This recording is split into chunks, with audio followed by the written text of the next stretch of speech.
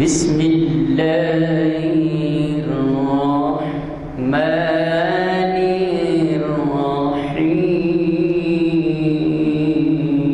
الرحيم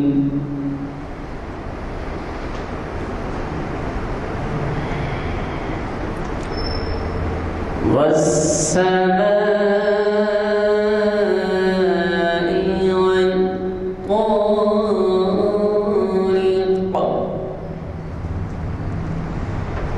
وما أدراك ما الطارق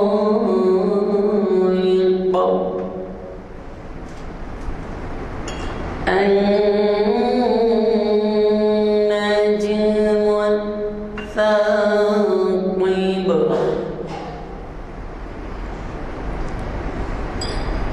إن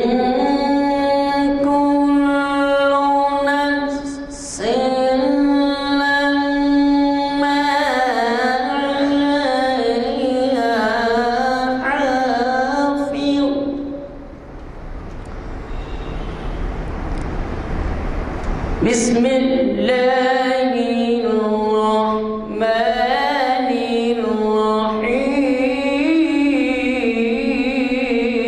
الرحيم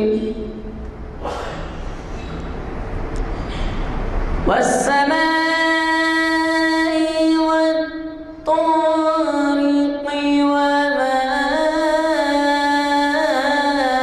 أدراك ما الطارق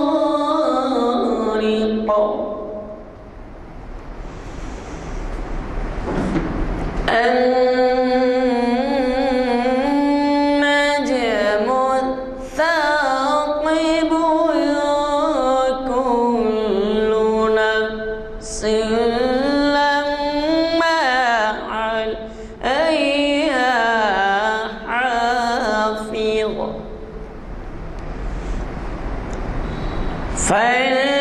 فلينظر الإنسان مما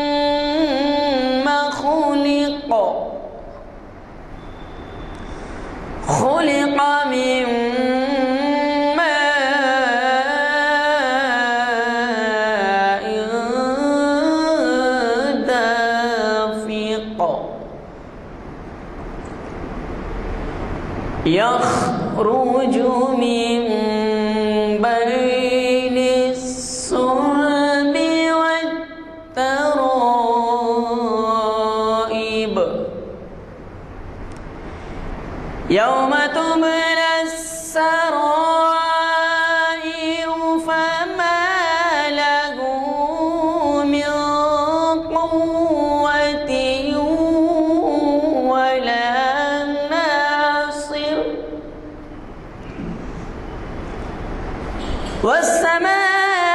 والسماء ذات الرجع والأرض ذات الصدع إنه لقول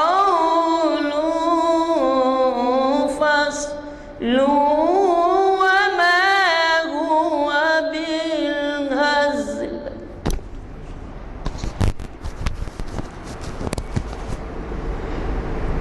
وما هو بالهزل والسماء ذات الرجع والأرض ذات الصدع إنه لقول فصل وما هو بالهزل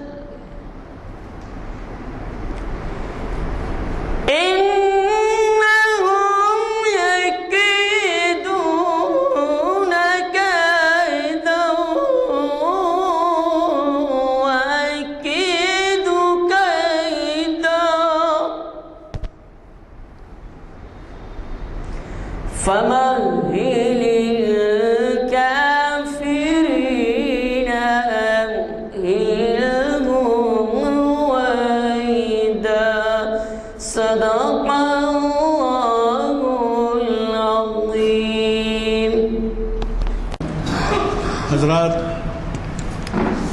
اجتماعات کے بعد اعلان کیا گیا کہ آج شریعت انفارمیشن کی 801ویں نشست ہے.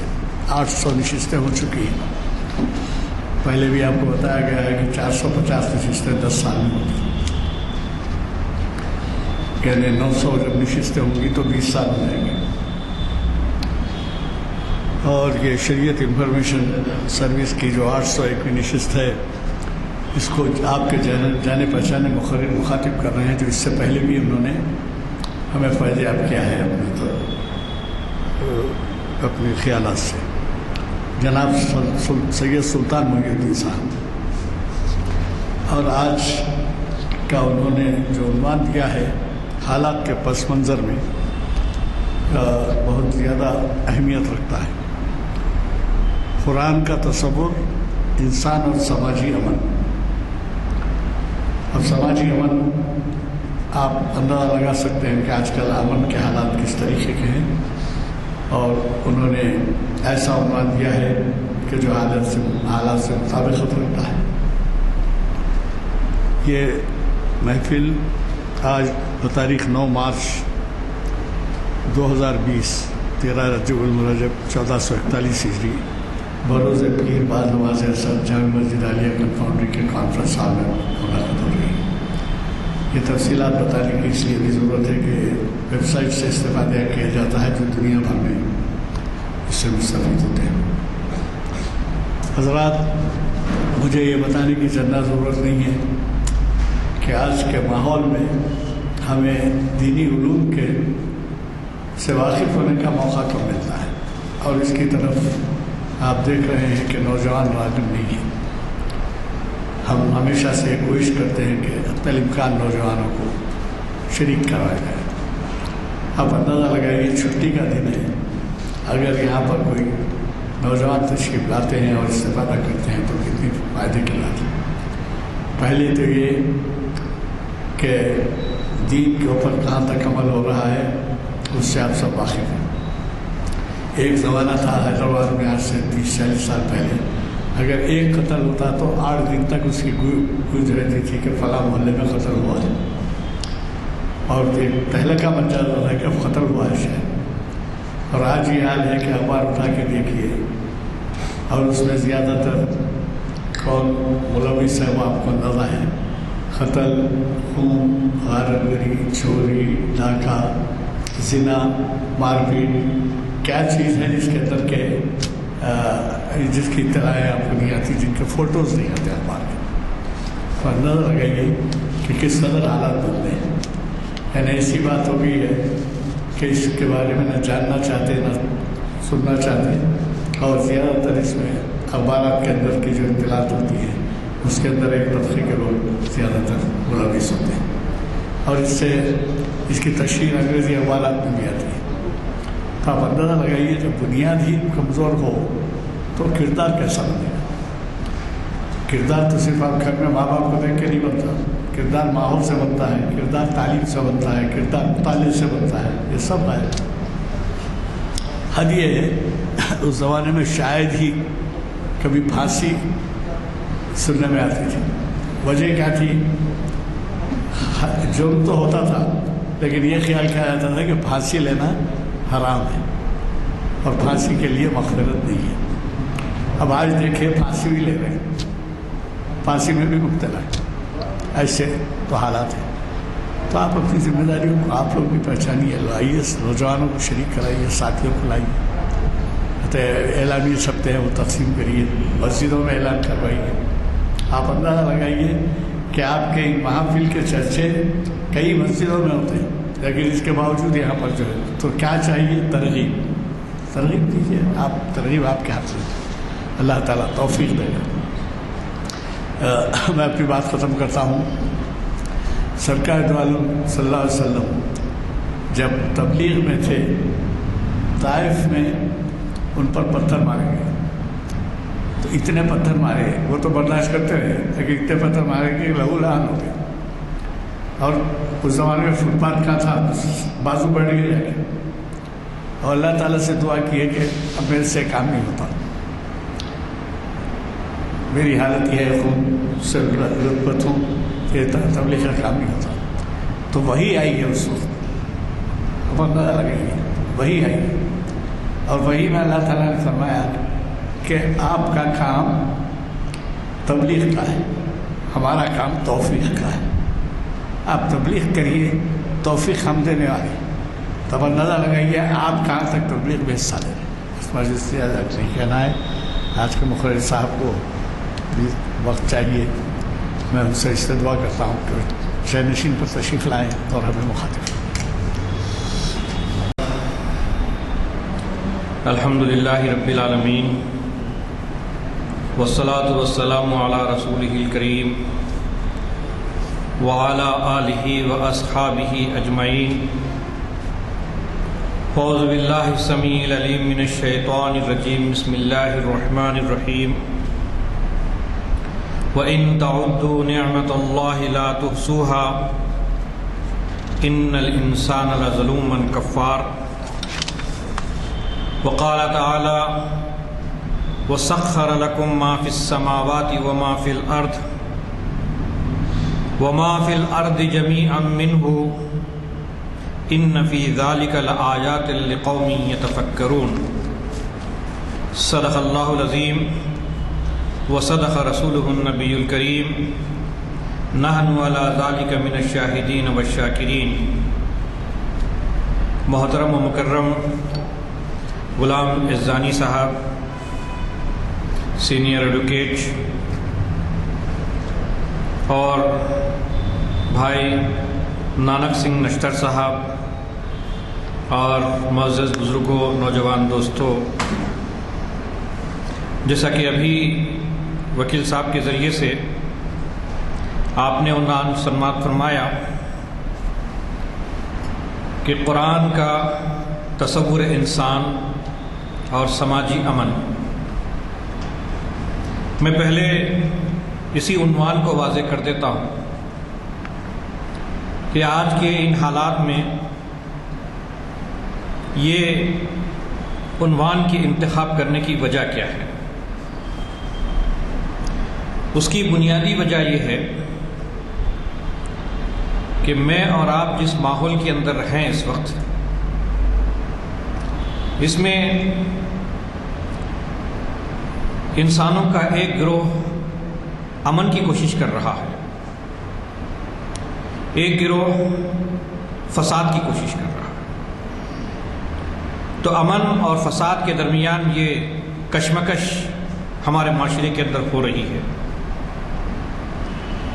تو اس میں بہت بنیادی چیز جس کی ضرورت محسوس ہوتی ہے وہ یہ ہے کہ ایک انسان کے اندر اگر امن آئے، وہ انسانیت کے لیے ایک امن دینے والا شخص بن جائے. دیکھیے، افراد سے ہی تو سماج ہوا کرتا ہے. فرد اچھا ہوگا تو سماج بھی اچھا ہوگا، فرد خراب ہوگا تو سماج بھی خراب ہوگا. تو عام طور پر یہ خیال کیا جاتا ہے کہ سماج اچھا ہوگا تو افراد اچھے ہوں گے. یہ ذرا سا الٹا ہے کہ ایک آدمی کو سدھرنا آسان ہے، سارے سماج کو ایک ساتھ سدھرنا مشکل ہے. تو انسان سب سے پہلے اس چیز کی طرف توجہ دے جو آسانی کے ساتھ کام کیا جا سکتا.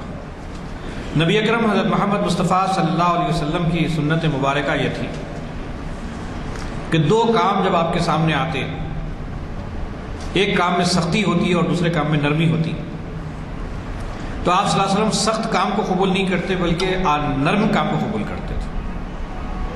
اس کی وجہ یہ ہے کہ جو چیز آسانی سے ہو سکتی ہے اس پر اگر ہم انسان توجہ دیتے ہیں تو سخت سے سخت حالات کے اندر بھی اس کو امپلیمنٹ کرنا آسان ہو جاتا ہے. لیکن جہاں سخت کسی چیز کو قبول کر لیا جاتا ہے وہاں شیطان انسان کو سنبھلنے نہیں دیتا اور کبھی کبھی انسان ٹھوکر کھا جاتا ہے.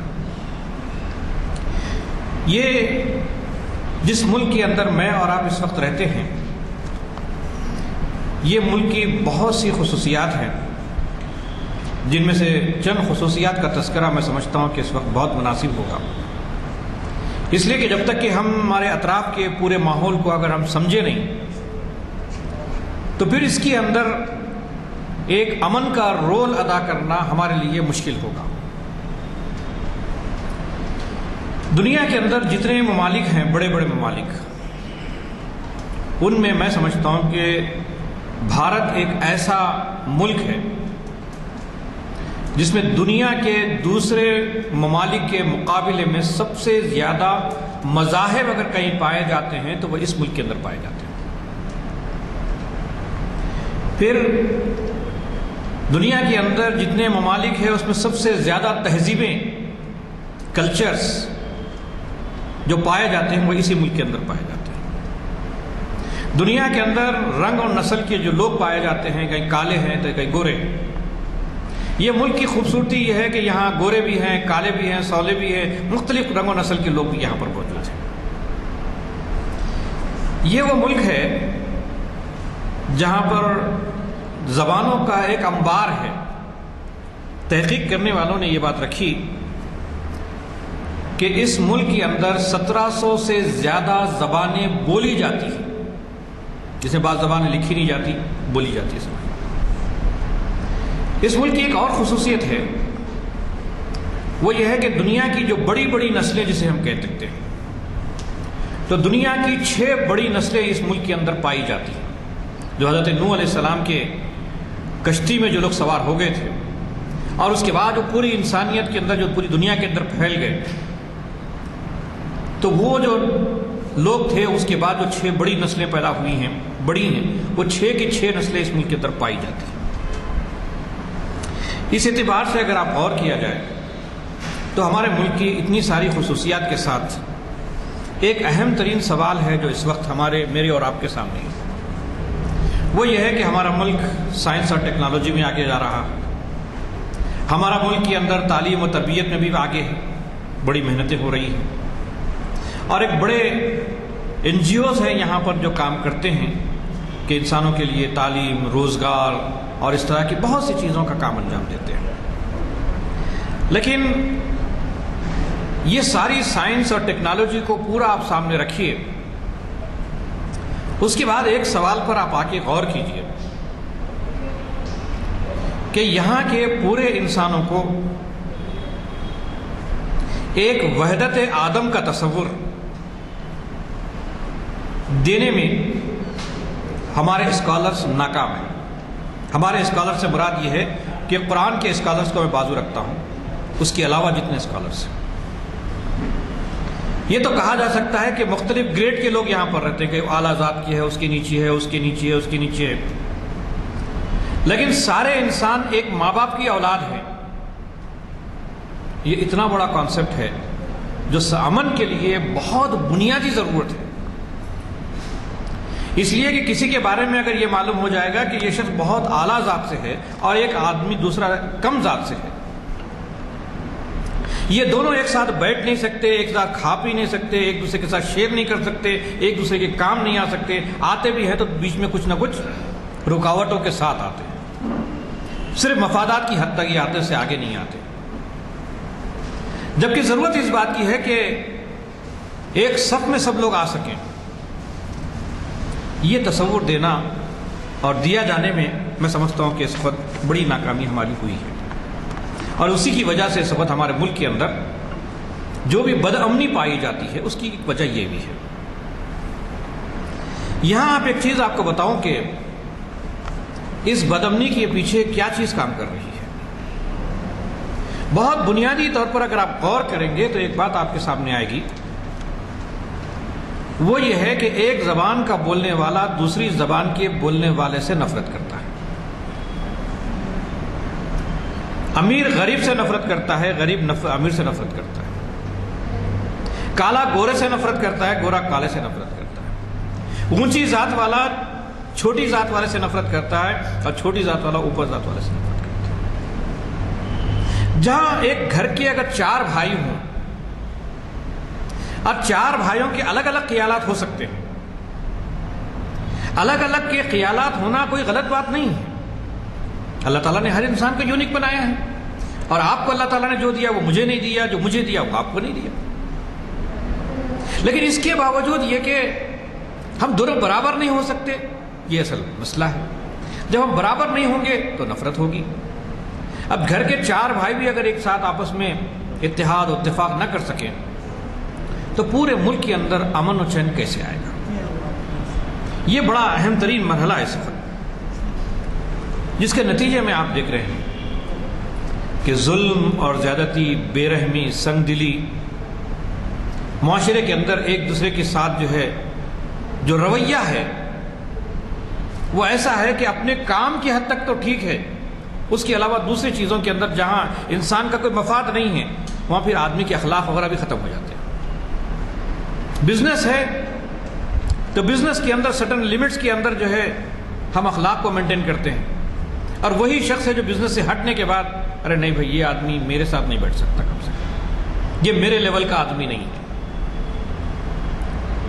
میرے ساتھ ایک ساتھ پلیٹ میں کھانا نہیں کھا سکتا۔ اب آپ بتائیے کہ یہ کیا چیز انسانوں کے اندر نفرت کو ابھارنے میں کوئی رول ادا کر رہی کہ نہیں کر رہی؟ ہم یہ کہہ دینا کہ امن آ جائے گا، تو امن آنے کے جو بنیادی نکات ہیں وہ یہی ہیں۔ جب بنیادی نکات پر اگر ہم توجہ نہیں دیں گے تو دنیا میں امن نہیں آ سکتا۔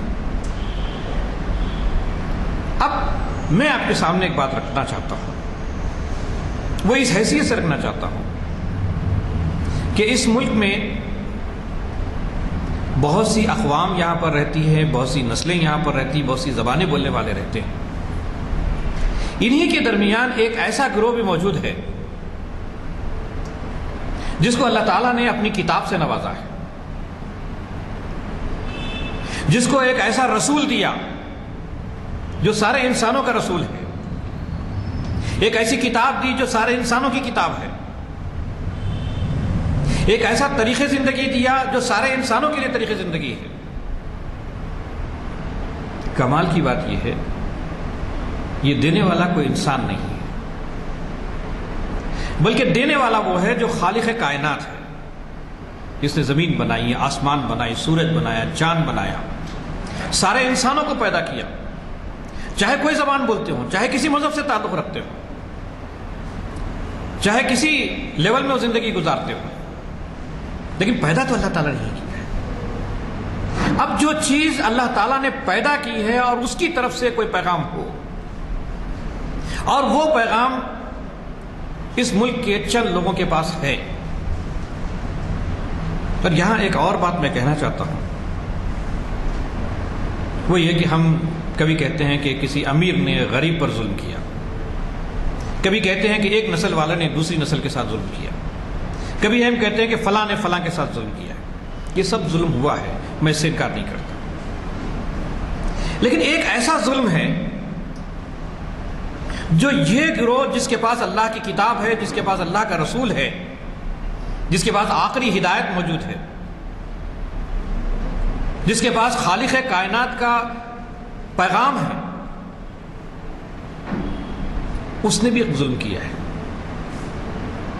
اور وہ ظلم کا کبھی ہم اس کا تذکرہ نہیں کرتے۔ ہم کبھی بھی دوسروں کے جو ظلم کیا اس کو تو ہم یاد کرتے ہیں، لیکن ہم نے جو ظلم کیا اس کو کبھی یاد نہیں کرتے، اس لیے کہ امن کی سیڑھی دوسروں سے نہیں بلکہ اپنے سے شروع ہوتی ہے۔ اگر میں نے کسی پر ظلم کیا ہے تو سب سے پہلے مجھے اس بات کا اعتراف کرنا پڑے گا، اس ظلم سے مجھے باز آنا پڑے گا۔ اگر میں اس سے باز نہیں آیا، میں دنیا سے ایکسپیکٹ کر رہا ہوں کہ سارے لوگ ظلم کرنا مجھ پر چھوڑ دیں، تو میں سمجھتا ہوں کہ یہ بہت بڑی غلط فہمی ہوگی۔ آپ کہیں گے کہ اتنا بڑا الزام اس گروہ کے اوپر لگا رہے ہیں، تو خدا را میری کوئی خواہش نہیں ہے کہ میں اس طرح کا کوئی الزام لگاؤں آپ کے اوپر۔ یہ بات میں نہیں بلکہ اللہ کی کتاب کہہ رہی ہے۔ قرآن مجید میں اللہ تعالیٰ نے کہا کہ وَمَنْ أَظْلَمُ مِمَّنْ كَتَمَ شَهَادَةً عِنْدَهُ مِنَ اللَّهِ، اس شخص سے بڑا ظالم کون ہوگا جس کے پاس اللہ کا ایک پیغام موجود ہو، ایک شہادت اس کے پاس موجود ہو، ایک گواہی اس کے پاس موجود ہو، اور وہ اس کو چھپائے۔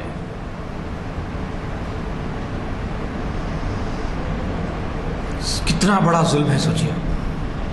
آج انسانیت ترس رہی ہے امن کے لیے، چین کے لیے، ایک دوسرے کے ساتھ رواداری کے لیے، اور وہ رواداری کا پیغام، وہ امن کا پیغام آپ کے اور میرے پاس ہے، اور اس پر ہم نے پردہ ڈالا ہے۔ ہم دنیا سے ایکسپیکٹ کرنے لگے ہیں کہ ساری دنیا ہمارے ساتھ امن کا سلوک کرے۔ کیوں کرے بھائی؟ ان کو تو وہ بھی پتہ نہیں ہے نا، ٹریجڈی تو یہ ہے کہ ان کو نہیں معلوم، ان کو معلوم ہے کہ ہمارا ایک مذہب ہے، مذہب کی حد تک ہم ٹھیک ہے، دوسرے سے مذہب سے ہمارا کیا تعلق ہے؟ بات صحیح ہے ان کی مذہب کی تعلیمات کے تک جس حد تک وہ کر سکتے وہ کر رہے ہو، اس میں کوئی غلطی نہیں ہے۔ لیکن جن کے پاس یہ پیغام ہو کہ ان سارے انسانوں کو ایک محاذ پہ لایا جا سکتا ہے، ایک وحدت بنی آدم کا تصور دے سکتا ہے، ایک ماں باپ کی اولاد ہونے کا تصور دے سکتا ہے، سارے انسانوں کو ایک لائن میں کھڑا کر سکتا ہے، ان کے درمیان کی نفرتوں کو ختم کر سکتا ہے، وہ پیغام ہمارے پاس موجود ہو اور ہم اس کو جو ہے لوگوں کے سامنے نہ بتائیں، تو دنیا کے اندر اگر بے چینی، بدامنی اگر کوئی ہے تو اس کی مثال سے یوں سمجھے کہ کسی علاقے کے اندر ایک پولیس اسٹیشن ہے، وہاں پر پولیس بھی ایکٹیو ہے، جرائم بھی ہو رہے ہیں پوری طریقے سے، تو وہاں کی پولیس رہنا اور نہ رہنا دونوں برابر ہے، اس لیے کہ پولیس ہوتی ہی اس لیے ہے کہ وہاں پر امن ہو۔ تو معلوم یہ ہوا کہ اللہ تعالیٰ نے مجھے اور آپ کو ایک پولیس مین بنایا ہے، مجھے آپ کو اس زمین پر ہونے والے غلط چیزوں کے خلاف آواز اٹھانے کی صلاحیت ہمیں دی ہے، اور ہم وہ کام چھوڑ دیے ہیں۔ اور یہی وجہ ہے کہ آپ وہ غور کیجئے کہ نبی کریم صلی اللہ علیہ وسلم نے ایک موقع پر ارشاد فرمایا کہ ایک زمانہ آئے گا،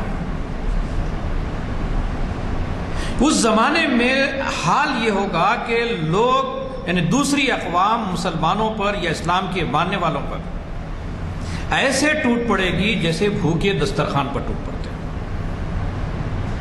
یہ منظر اگر آپ کو دیکھنا ہو تو کبھی کسی شادی میں چلے جائیے، اگر دستر لگنے میں اگر تھوڑی سی تاخیر ہو جاتی ہے، اس کے بعد جو پبلک کی جو ٹوٹ پڑتی ہے، اس منظر کو اپنے ذہن میں تازہ کیجیے کہ صرف کھانے کے لیے۔ اس طریقے سے دوسری اقوام، اللہ کے ماننے والے، اللہ کی کتاب رکھنے والے، اللہ کے رسول کو ماننے والے، اس کو جب چھپاتے ہیں ان پر اس طریقے کے لوگ ٹوٹ پڑے۔ صحابہ اکرام کو بڑا تعجب ہوا، پوچھا کہ اللہ کے رسول ایسا کیا ہوگا؟ کیا اس وقت اللہ کو ماننے والے، رسول کو ماننے والے، کتاب کو ماننے والے کیا تھوڑے ہوں گے؟ آپ نے فرمایا کہ نہیں، کثیر تعداد میں، بہت ہوں گے، ان گنت لوگ ہوں گے۔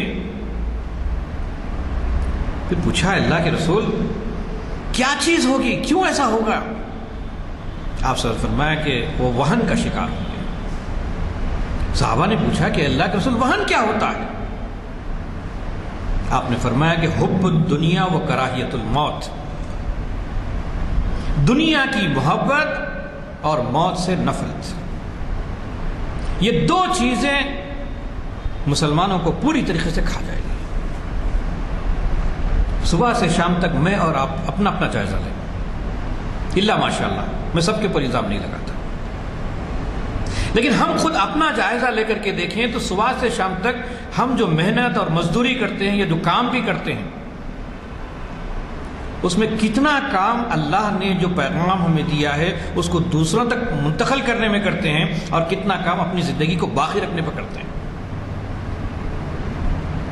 میں سمجھتا ہوں کہ بہت کم انگلیوں پہ گنے جانے والے چند لوگ ہیں جن کی زندگی کا یہ مشن بن چکا ہے کہ نہیں، ہم انسانوں کی یہ چیز پیغام پہنچا کے رہیں گے، ورنہ تو عام پبلک کا تو حال یہ ہے کہ نہیں بھائی، دنیا میں جو ہو رہا ہونے دیجئے، میں تو مست ہوں، مجھے اچھی بلڈنگ چاہیے، اچھا گھر چاہیے، بیوی بچے چاہیے، سب سیٹل ہو جائیں،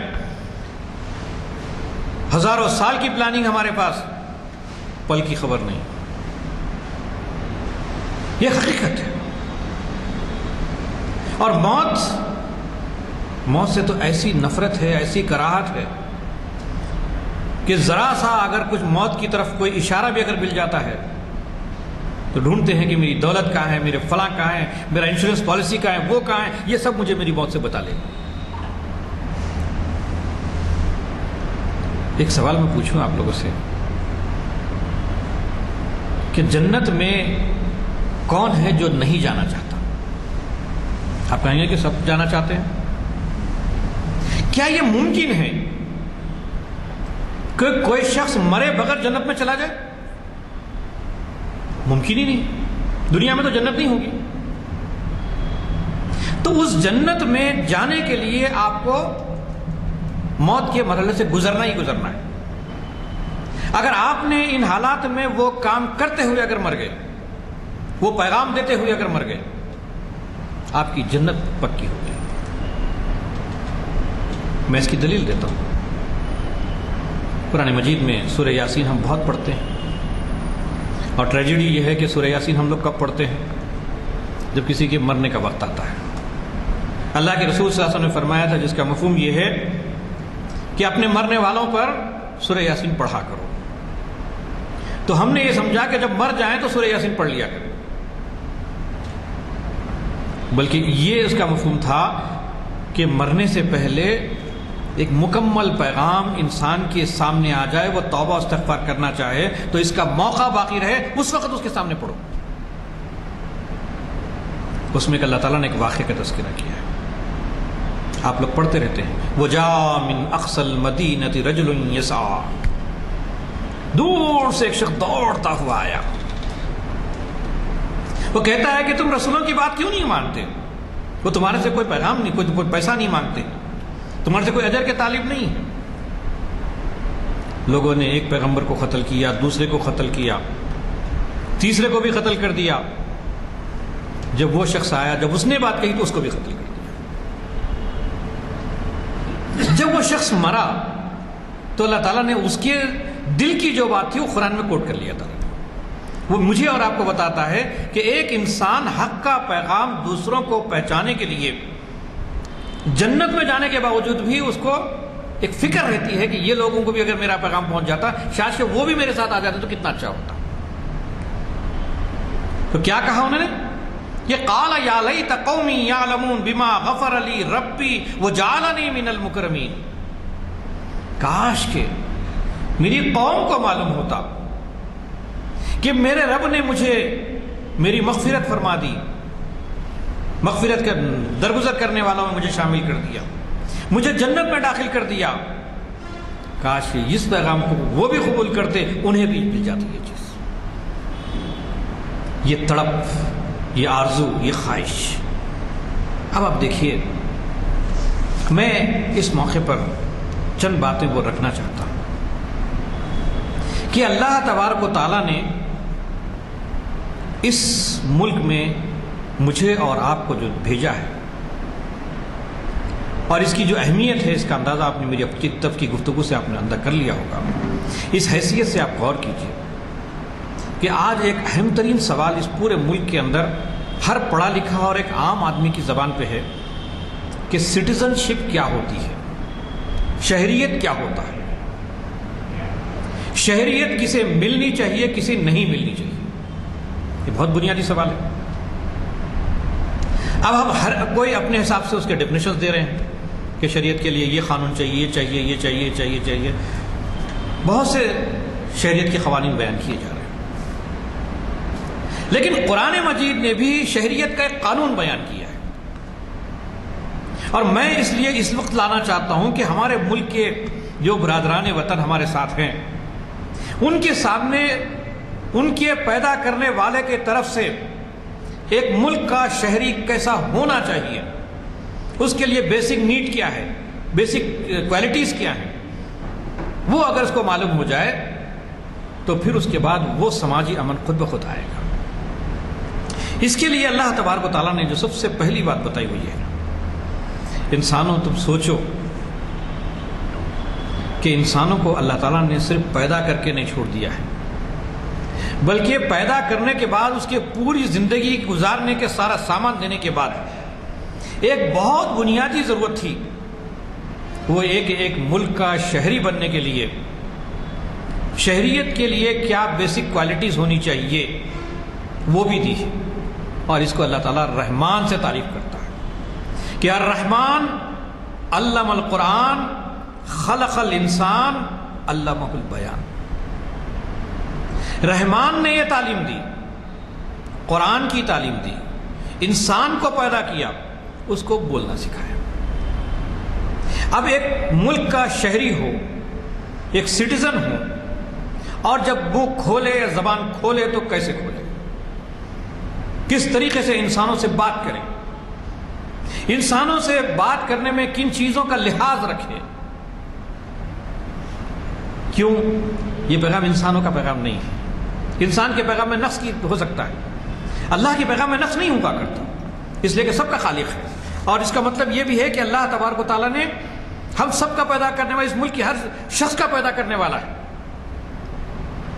تو اس میں بنیادی ضمانت جو دیتا ہے ایک شہری کو کہ کسی ملک کے اندر اگر کوئی شہریت اگر دی جائے کسی کے اوپر، تو اس شہری کا بیسک رائٹ، قرآن یہ کہتا ہے کہ اس کی جان کا تحفظ ہونا چاہیے. من قتل نفسا بغیر نفس او فساد فی الارض فکأنما قتل الناس جميعا. جس نے ایک انسان کو قتل کیا، اس نے صرف ایک انسان کو قتل نہیں کیا بلکہ انسانیت کو قتل کر دیا. یا مسلمانوں کی قتل، دوسروں کے قتل کی بات نہیں ہو رہی، انسانیت کا قتل. کسی نے ایک انسان کی جان بتائی تو صرف اس نے ایک انسان کی جان نہیں بچائی بلکہ انسانیت کی جان بچائی. تو شہریت کے اندر سب سے پہلی چیز، میں اگر ہوں تو مجھے اس بات کو ماننی پڑے گی کہ میرے اطراف جتنے انسان ہیں ان سب کی جان کا احترام میرے ذمہ واجب ہے، چاہے کچھ بھی ہو جائے، میں اسے ہٹ نہیں سکتا. دوسری بات، قرآن مجید یہ کہتا ہے کہ اس کو اپنی عزت اور آبرو کے تحفظ کی ضرورت ہے. جب کسی کی عزت پر حملہ کیا جاتا ہے، اس کی آبرو پر حملہ کیا جاتا ہے، تو آدمی وائلنٹ ہوتا ہے، فساد برپا ہوتا ہے. اللہ تعالیٰ نے بہت تفصیل سے سورہ حجرات میں بتایا، وَلَا تَلْمِزُوا أَنفُسَكُمْ وَلَا تَنَابَزُوا بِالْأَلْقَابِ. ایک دوسرے کے ساتھ غیبت نہ کرو، ایک دوسرے کے برے نام نہ رکھو، ایک دوسرے کی ٹو میں نہ لگو، ایک لوگ کو غیر ضروری لوگوں کو پریشان نہ کرو. اگر میں یہ ضمانت دیتا ہوں کہ میرے اطراف جتنے انسان ہوں گے، میں کسی کے ساتھ بھی ان کی آبرو پہ، ان کی عزت پر حملہ نہیں کروں گا. یہ میری شہریت کا بنیادی حق ہے. تیسری چیز جو دینا چاہتا ہے کہ ہر شخص کا ایک مال ہے، وہ اس کا مالک ہے، اس کی ملکیت ہے. اس کی ملکیت میں دوسرے کو ہاتھ ڈالنے کا کوئی اختیار نہیں ہے کسی کو. شہریت کے بیسک رائٹ میں قرآن مجید نے کہتا ہے کہ وَلَا تَأْكُلُوا أَمْوَالَكُمْ بَيْنَكُمْ بِالْبَاطِلِ،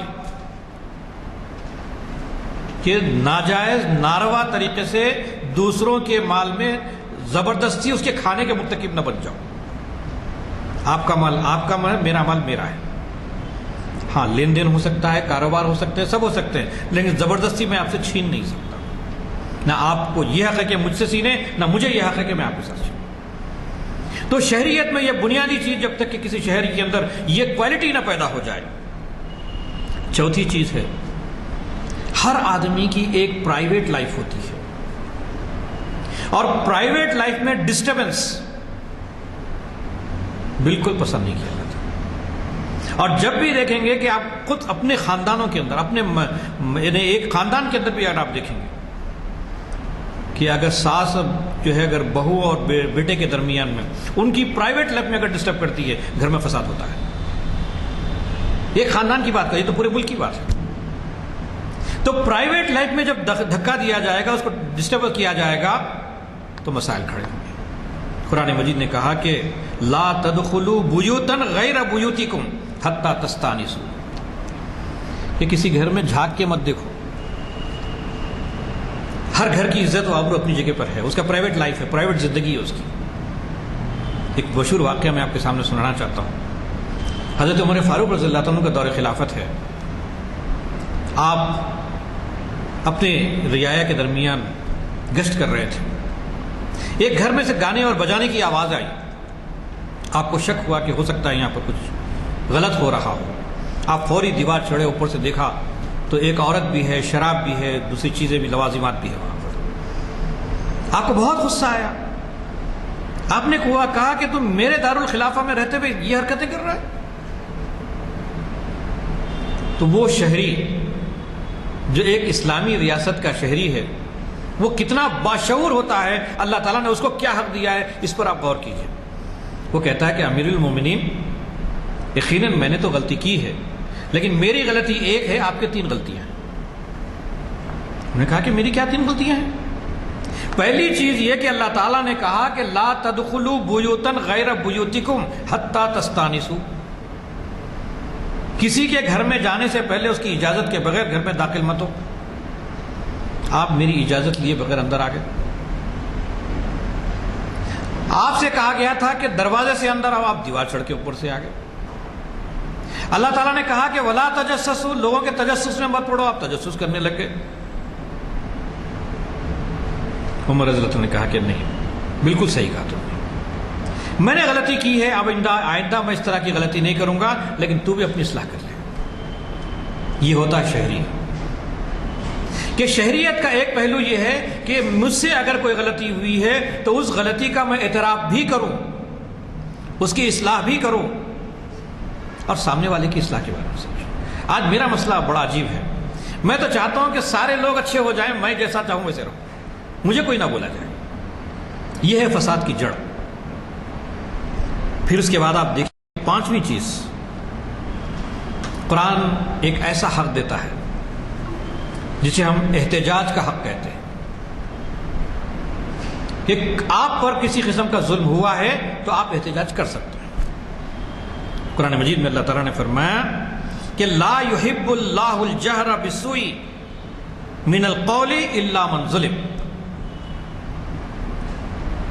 کوئی شخص کسی پر ہاتھ نہیں اٹھا سکتا یا کوئی احتجاج نہیں کر سکتا، لیکن اگر اس پر ظلم ہوا ہے تو یقیناً اسے احتجاج کرنا چاہیے. نبی کریم حضرت محمد مصطفیٰ صلی اللہ علیہ وسلم کے زمانے میں کسی نے آ کر کے کہا کہ اللہ کے رسول، میرا پڑوسی بہت تنگ کرتا ہے، بہت ستاتا ہے مجھے. آپ نے ایک بار سمجھایا، 2 بار سمجھایا، 3 بار سمجھایا، لیکن وہ پڑوسی کی شرارت جیسے کہ ویسی باقی تھی.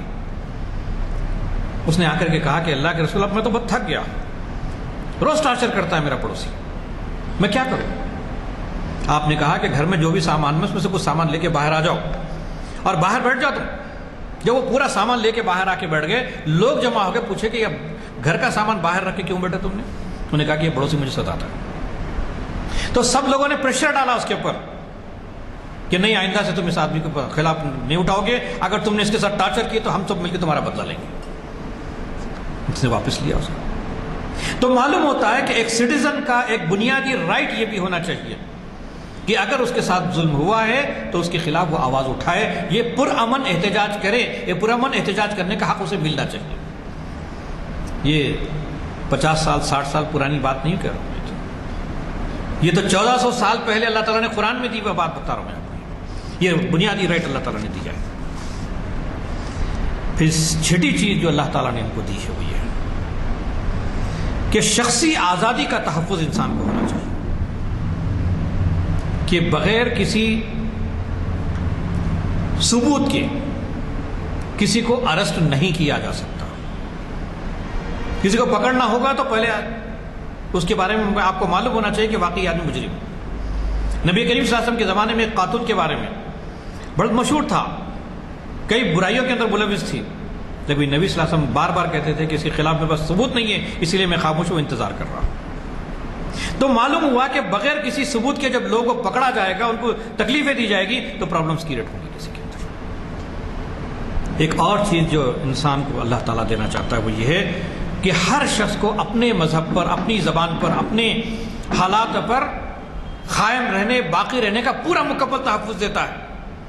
قرآن کہتا ہے کہ لا اکراہ فی الدین قد تبین الرشد من الغی فمن یکفر بالطاغوت ویؤمن باللہ فقد استمسک بالعروۃ الوثقی لا انفصام لها واللہ سمیع علیم.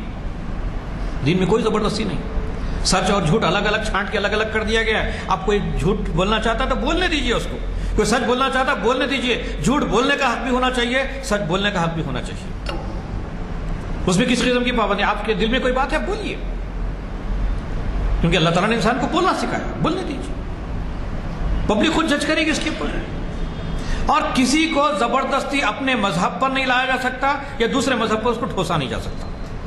اس کی آزادی پوری ہونی چاہیے. اپنے مذہب کی پریکٹس کرنے کا حق بھی ہونا چاہیے اور دوسروں کو سمجھانے کا حق بھی ہونا چاہیے، لیکن دوسروں پر فورس کرنے کی اجازت نہیں ہونا چاہیے. یہ بات قرآن مجید کہتا ہے. پھر 8ویں چیز جو قرآن مجید کہتا ہے کہ ہر انسان کو ایک معاشی تحفظ کی ضرورت ہے، کہ وہ آزادی کے ساتھ کمانے کے لیے پورے ملک میں کہیں بھی جانا چاہے جا سکتا ہے، کہیں بھی اپنی دکان لگا سکتا ہے، کہیں بھی کاروبار کر سکتا ہے. لیکن ایسا نہیں ہوتا. عام طور پر کیا ہوتا ہے کہ یہ مارکیٹ فلاں لوگوں کی، یہ مارکیٹ فلاں لوگوں کی. یہاں پر یہ شخص بزنس کر سکتا ہے، یہاں پر یہ کر سکتا ہے۔ قرآن یہ کہتا ہے کہ ایسا نہیں ہونا چاہیے۔ کوئی بھی آئے، کہیں سے بھی آئے، کہیں سے بزنس کرنا چاہتا ہے، ہاں غلط بزنس کرا تو اس کو پکڑا جائے گا، لیکن صحیح بزنس کرنے کا پورا حق اس کو ملنا چاہیے۔ یہ بہت بنیادی چیز ہے۔ پھر آخری بات میں آپ کے سامنے رکھتے اپنی بات کو ختم کروں گا، وہ یہ ہے کہ اپنے خیالات سے مختلف خیال رکھنے والوں کے ساتھ آپ کا معاملہ کیا ہونا چاہیے۔ اپنے خیالات کے ساتھ رکھنے والوں کے ساتھ جو معاملہ ہونا چاہیے، اللہ کے رسول صلی اللہ علیہ وسلم کی ایک حدیث کو یاد رکھیے کہ تم دوسروں کے لیے وہی پسند کرو جو اپنے لیے پسند کرتے ہو۔ جب آپ اپنے معاملات میں کسی کو انٹرفیئر ہونے کو پسند نہیں کرتے تو آپ دوسروں کے معاملات میں بھی انٹرفیئر مت ہوئیے، اور جب بھی آپ دوسروں کے معاملات میں انٹرفیئر ہوں گے فساد برپا ہوگا۔ عزیزو اور دوستو، یہ تھی وہ بات جو قرآن نے انسان کو یہ تصور دے کر کے بھیجا ہے، اور اسی کے ذریعے سے ایک سماج کے اندر امن پیدا ہوتا ہے۔ میں اللہ تعالیٰ سے دعا کرتا ہوں کہ اللہ تعالیٰ ہم تمام کو قرآن نے جو ایک سٹیزن ہونے کی حیثیت سے جو رائٹس دیے، یہ رائٹس ہمارے تمام برادران وطن کو سمجھانے میں ہماری مدد فرمائے۔ اے اللہ اس پر سب سے پہلے ہمیں عمل کرنے اور دوسروں کو اس کی ترغیب دینے کی توفیق عطا فرمائے۔ اے اللہ اس ملک کے اندر امن و امان عطا فرما۔ اے اللہ ہر طرح کی بے ایمانیوں سے، ہر طرح کی بدامنی سے ہم تیری پناہ مانگتے ہیں۔ اے اللہ تو ہمیں توفیق عطا فرما کہ ہم اس کو زیادہ سے زیادہ اچھے انداز سے ہمارے تمام لوگوں کے ساتھ مل جل کر کے رہنے کی اور ایک امن کا ماحول پیدا کرنے کی ہمیں توفیق نصیب فرما۔ رب اغفر وارحم وانت خیر الراحمین برحمتک یا ارحم الراحمین وآخر دعوانا ان الحمد للہ۔ مجھے چلنا اس کی ضرورت نہیں ہے کہ کوئی تبصرہ کروں، آپ کو خود اندازہ ہوا ہوگا کہ کتنے اہم امور پر انہوں نے ہر بات میں قرآن کے حوالے سے توجہ دلائی۔ اب یہ ہے کہ دو باتیں یا تو واہ واہ کہتے ہوئے چلے جائیں یا پھر اس پر عمل کی بھی کوشش کریں۔ ہمارے جو لیکچرز ہوتے ہیں اس میں کوشش اس بات کی ہوتی ہے کہ نہ صرف آپ اس پر عمل کریں بلکہ ایک قسم سے تبلیغ میں حصہ لیں، اور اس تبلیغ کا پہلا یہ ہے کہ محفل کے جو پرچے ہیں اس میں تقسیم کیجیے اور لوگوں کو ہدایت کیجیے، نوجوانوں کو ساتھ لائیے۔ آپ نے صحیح فرمایا کہ ایک انگریز نے ہندوستان کی آبادی کے تعلق سے کہا تھا کہ India is a museum of races, یعنی نسلوں کا میوزیم ہے ہندوستان۔ تو یہ جو ہے جو اختلاف ہے رنگ و بو کا، کلر کا، یہ جو ہے دائمی رہا ہے، اور کوشش دستور میں اس بات کی گئی ہے کہ سب کو مساوی حقوق دیے گئے، لیکن کہاں تک اس پر عمل ہو رہا ہے اس کا آپ کو ہم سب کو اس کا علم ہے، اور اللہ تعالیٰ سے دعا کر سکتے ہیں کہ سوائے اس کے کہ اور کچھ نہیں، کہ جو دستور بنایا گیا ہے جس میں سب کو مساوی حقوق دیے گئے ہیں اس پر عمل آوری ہو۔ یہ تو آپ سبھی جانتے ہیں، سرکار دو عالم نے فرمایا تھا کہ مجھے ہندوستان سے ٹھنڈی ہوائیں آ رہی ہیں، تب اس کا مطلب کیا تھا؟ یہ مطلب تھا کہ یہاں پر اس کا پورے گنجائش موجود ہے کہ اسلام زور پکڑے گا، اور اللہ تعالیٰ کی فضل سے آپ دیکھ رہے ہیں کہ جو آبادی ہے ہماری، اس کے بارے میں کیا کچھ نہیں کہا جاتا کہ جو ہے دنیا کی بڑی اسلامی ممالک کی جو آبادیاں ہیں اس کے قریب ہم بھی ہیں۔ اور پھر فارسی میں